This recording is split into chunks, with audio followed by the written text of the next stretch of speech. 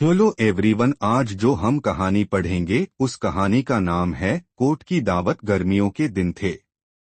एक दिन मुल्ला नसरुद्दीन दिन भर खेतों में काम करके थक गए थे। उनके कपड़े गंदे हो गए थे और उनके जते भी कीचड़ में सन गए थे। वह भूख और प्यास से बेचैन है अपने घर की ओर जा रहे थे। सोच रहे थे कि घर में नहाकर वह आराम से भरपेट भोजन करेंगे। रास्ते में उन्हें उनके एक दोस्त मिले जो अच्छी तरह तैयार होकर कहीं जा रहे थे। नसरुद्दीन ने पूछा, मित्र, इस समय सज-धज कर कहाँ जा रहे हो? मित्र बोले, अरे भाई मुल्ला, आप भूल गए क्या? आज हम सबको वजीर मियाँ के यहाँ दावत का न्योता है। जल्दी घर जाकर नहा धोकर पहुँच जाइए। कहते हुए मित्र तो वजीर के घर की तरफ मुड़ गए। नसरुद्दीन का घर दूसरी दिशा में था, इसलिए वह उन्हीं कपड़ों में वजीर के घर की ओर चल दिए। दावत में पहुंचकर जब नसरुद्दीन ने लोगों से दुआ सलाम की तब लोगों ने उन्हें ऊपर से नीचे तक देखा और मुंह मोड़ लिया। नसरुद्दीन ने अपनी थाली उठाई और चल दिए भोजन से लदी मेजों की तरफ।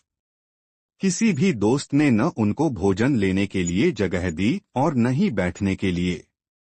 सब उनकी ओर देखकर नाक भौं सिकोड़ रहे थे। थोड़ी देर बैठने के बाद नसरुद्दीन से वहां बैठा नहीं गया। वे उठे और तेजी से बाहर चले गए। कुछ देर बाद वह दोबारा वजीर साहब के घर आए। इस बार वे तैयार होकर अपना नया कोट पहनकर आए थे। दरवाजे पर ही वजीर ने उनका खुशी खुशी स्वागत किया। उनके दोस्तों की आवाजें, मियाँ कैसे हो जनाब, यहाँ आ जाओ, हमारे साथ आने लगीं। नसरुद्दीन ने कुछ नहीं कहा और थाली में भोजन परोसकर एक कोने में बैठ गए। पहले खजूर उठाकर उन्होंने अपने कोट की जेब में डाले और बोलने लगे, खा कोट खा। फिर उन्होंने थोड़े मेवे उठाए और कोट में डाल दिए और कहा, खा कोट खा।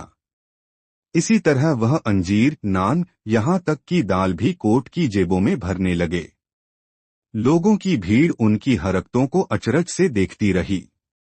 फिर वजीर बोले, जनाब, यह आप क्या कर रहे हैं? आप अपने कोट को क्यों खिला रहे हैं?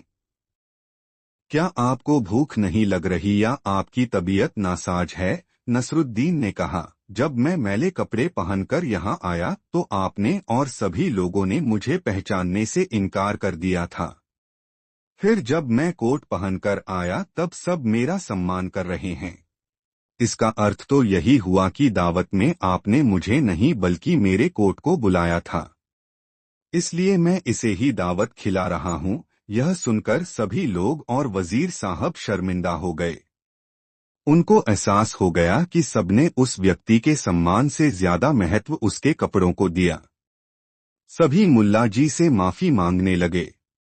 मुल्ला नसरुद्दीन बोले, याद रखिए जनाब, व्यक्ति की असली पहचान उसके गुणों से ही होती है, उसके कपड़ों से नहीं। हमारी कहानी यही फिनिश होती है। फ्रेंड्स, ऐसी ही कहानी देखने के लिए हमारे चैनल एक्स्ट्राऑर्डिनरी दक्ष को सब्सक्राइब करें। Take care, bye bye.